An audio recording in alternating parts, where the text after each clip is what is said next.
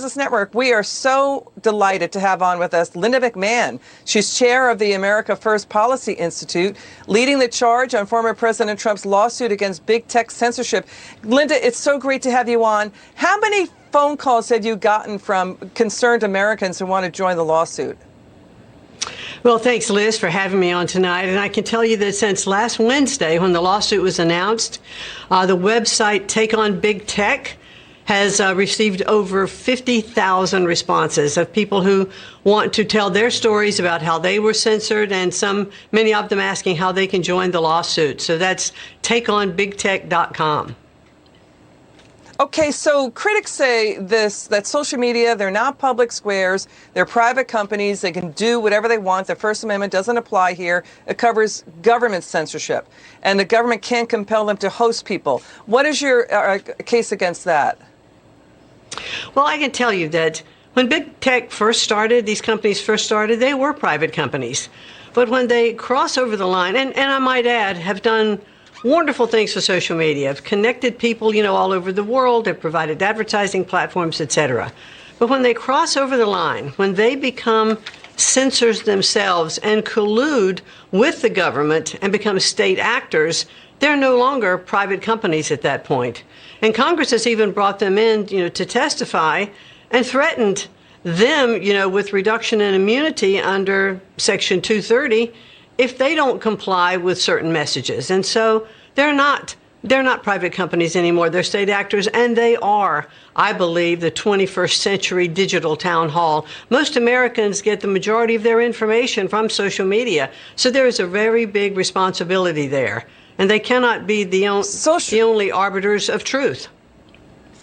Okay, we hear you. Social media platforms said that they banned Trump after the Capitol riots for spreading inflammatory lies that incited the riots. They said it could potentially trigger more violence. Your response to that? Well, I think that you have to listen to all of what President Trump said, but just regardless, here is a company that has taken it upon themselves to interpret or be the arbiters of any hate speech or whatever, at the same time allowing dictators from Iran and from China and from other countries to come on and have their own form of hate speech. And I just think that there's no room there to censor our First Amendment rights, and it'll ultimately be decided by the courts. This should be decided by the Supreme Court. Congress of the United States cannot censor free speech, and it cannot contract out to other companies the ability to censor the freedom of our First Amendment right. Yeah, they sit in this limbo zone. They're not publishers, right? They get immunity from lawsuits, though, and they're not phone carriers. So this weird space that they're in. Let's go through the latest accusations of censorship. Senator, to your point, Senator Marco Rubio says Twitter is, quote, hypocrites for banning Trump, but not Cuba's brutal communist dictatorship. We also have Twitter slapping a warning label on House Minority Leader Kevin McCarthy. He put up a tweet. They said it was sensitive content. Linda, it was talking about inflation.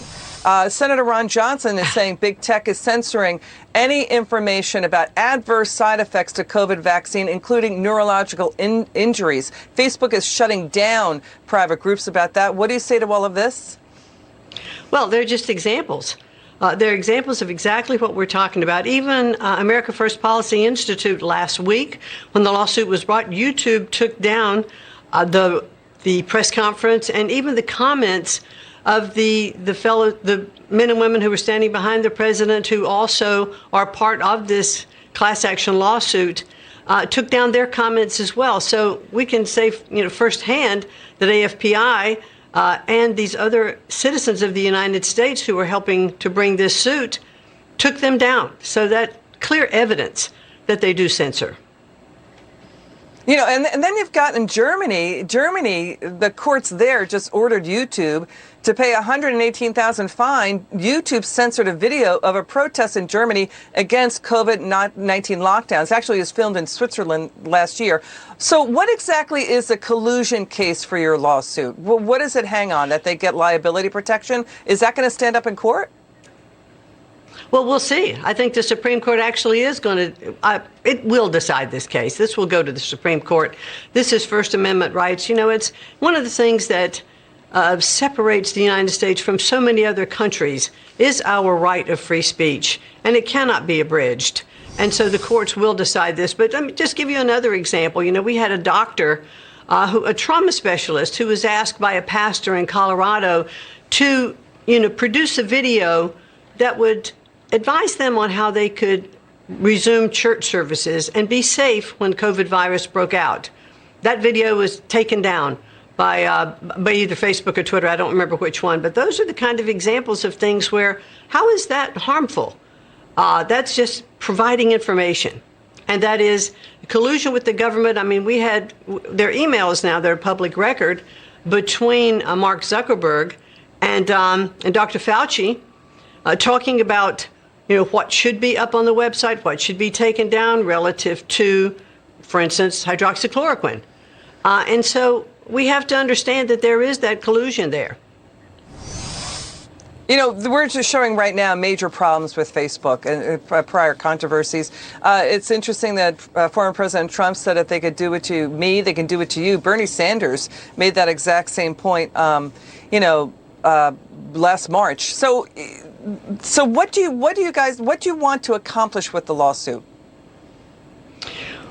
What we want to accomplish is to make sure that the freedom of speech is protected in this country. It's not about, there may be some punitive damages if the plaintiffs prevail, but that's not why this lawsuit is being presented. It is being presented because we believe that it is very dangerous to try to in any way to prevent free speech in this country. Now, we know you can't yell fire in a crowded theater. We're all sensitive to those things. But for information to be censored, put up, taken down, to influence the public, when the collusion is there between these big tech companies and the government, to affect campaigns, to affect the information that is going out to the public, we just have to prevent that. We have to stand up for it, and it's time for someone to stand up. So President Trump is the lead plaintiff in this class action suit.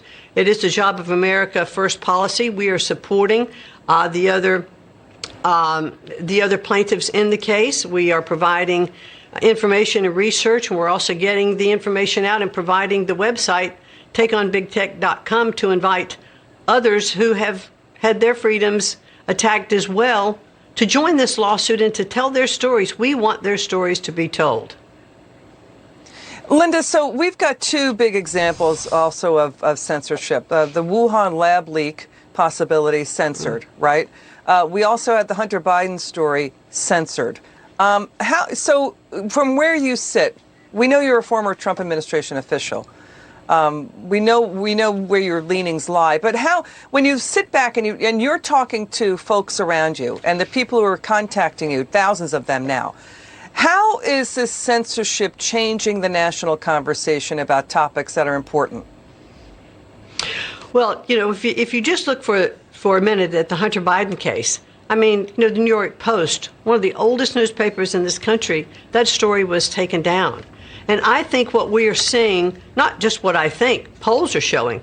Rasmussen polls are showing that majority of Americans think that big tech is too big and that they need to be pulled back and that they have become really their own entity. And the fact that they can censor you and take you off, take down what you've tweeted. When I was the chair of the super PAC for President Trump during his reelection, we'd produced a commercial that was going to air on Facebook. It was airing on all the television stations. It had certainly been vetted everywhere, and it was taken down because it said provided false information. Absolutely not true. So there's an example of influence that big tech could exercise, through their own methods, and we just cannot allow companies to do that. No one should take away our right of free speech, and it was time to take a stand, and I'm really happy that that stand has been taken. Okay, Linda McMahon, we'll have you back on. Thanks for joining us. It's good to see you. Thanks, Liz.